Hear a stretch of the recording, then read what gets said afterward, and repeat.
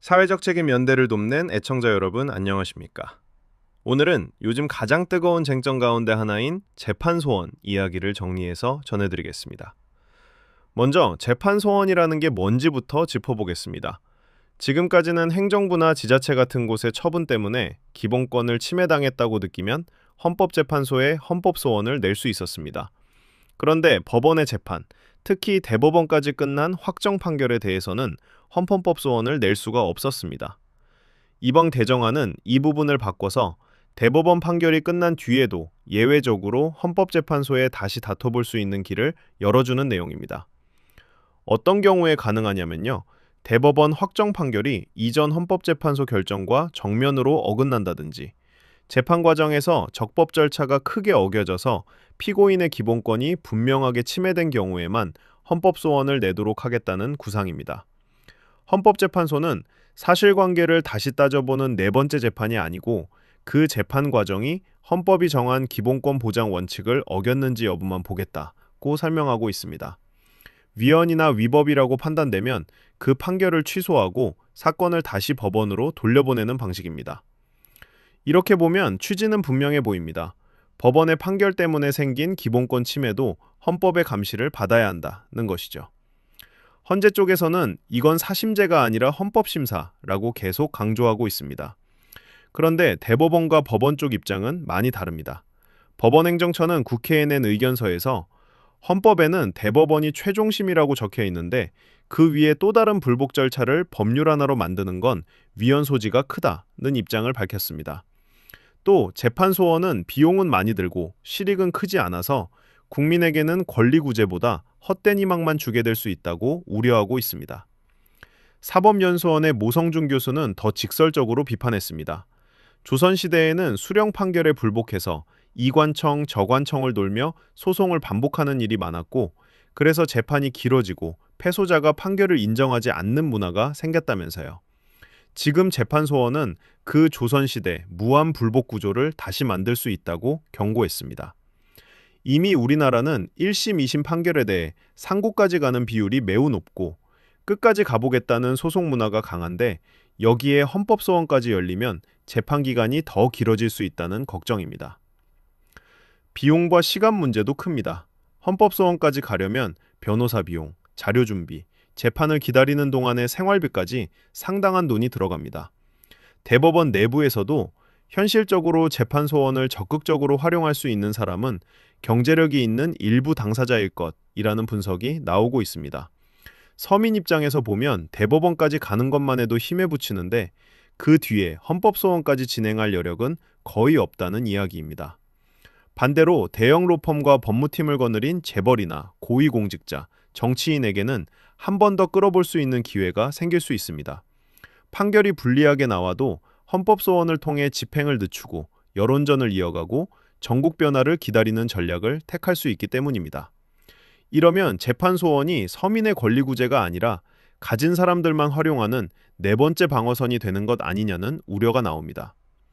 사법 시스템 전체 부담도 생각하지 않을 수 없습니다. 지금도 헌법재판소는 매년 수천 건의 사건을 처리하고 있는데요. 일부 사건은 결론이 나기까지 2년에서 3년 이상 걸리기도 합니다. 여기에 재판소원 사건까지 더해지면 위헌 법률 심판이나 다른 중요한 사건과의 균형, 어떤 사건부터 심리할 것인지 기준, 헌법 연구관과 직원 수, 예산까지 전반적인 손질이 필요해집니다. 형사사건의 경우에는 피해자와 피고인 모두가 더 오랜 시간 결과를 기다려야 해서 극소수의 추가 구제를 위해 국민 전체의 고통과 불안을 늘리는 구조가 될 수 있다는 지적도 있습니다. 그렇다고 해서 재판 소원이 가진 순기능 가능성을 무시할 수만은 없습니다. 명백한 오판인데도 재심이 받아들여지지 않거나 재판 과정에서 인권 침해가 있었는데 마땅한 구제 수단이 없는 경우를 위한 최후의 안전장치라는 논리도 있습니다.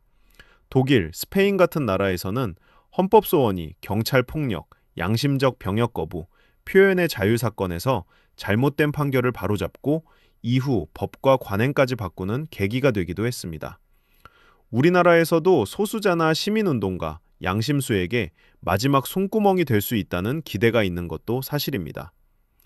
헌법재판소도 이런 비판을 의식해서 남용을 막을 장치들을 언급하고 있습니다. 재판 소원 대상은 확정 판결로 엄격히 제한하고 사전 심사 단계에서 요건을 갖추지 못한 사건은 빠르게 각하하겠다는 겁니다. 남용적 반복적인 청구에 대해서는 비용 부담이나 제재 규정도 두겠다고 했습니다. 사건이 늘어나는 만큼 인력을 늘리는 것은 기본권 보호를 위한 필수 비용이라고 설명하고 있기도 합니다. 찬성하는 법조인들 사이에서는 이런 주장도 나옵니다. 사실 부유층은 지금도 재심, 일반 헌법소원, 심지어 국제인권기구 제소까지 가능한 수단을 다 쓰고 있다. 제도가 있느냐 없느냐와 상관없이 버티기는 계속된다. 그러니 이걸 이유로 모든 국민의 구제 수단을 막는 건 공평하지 않다는 목소리입니다. 또 대법원은 사실과 법률을, 헌법재판소는 헌법과 기본권을 최종적으로 심사하는 역할 분담을 명확하게 하면 이원 구조가 오히려 더 헌법 취지에 맞을 수 있다는 평가도 나옵니다. 그럼에도 남는 과제는 분명합니다. 이 제도가 실제로 서민에게도 닿는 현실적인 구제 수단이 되려면 국선 변호 시스템을 헌법소원 단계까지 넓히거나 공익변호사단과 시민단체가 취약한 사건을 선별해서 돕는 장치, 소액 사건과 생계형 사건에 대한 신속 간이 절차 같은 것들이 함께 설계돼야 합니다. 그리고 무엇보다 수사 단계에서의 인권 보호, 1위심 재판의 질을 높이는 일, 판검사 책임성을 강화하는 개혁이 병행되지 않으면 재판 소원 하나만으로는 오판 문제를 해결하기 어렵다는 점도 잊지 말아야 하겠습니다. 정리해서 말씀드리면요. 재판 소원 도입을 긍정적으로 보는 시각은 법원의 판결로 생긴 기본권 침해도 한 번은 헌법의 잣대로 다시 점검해보자는 데 초점을 두고 있습니다. 반대로 비판하는 쪽에서는 결국 돈과 시간 있는 사람들만 한 번 더 싸워볼 수 있는 특권을 얻게 되는 것 아니냐, 사법 시스템 부담만 키우는 것 아니냐는 걱정을 하고 있습니다. 청취자 여러분께서 보시기에는 어떠신지요? 재판 소원이 정말로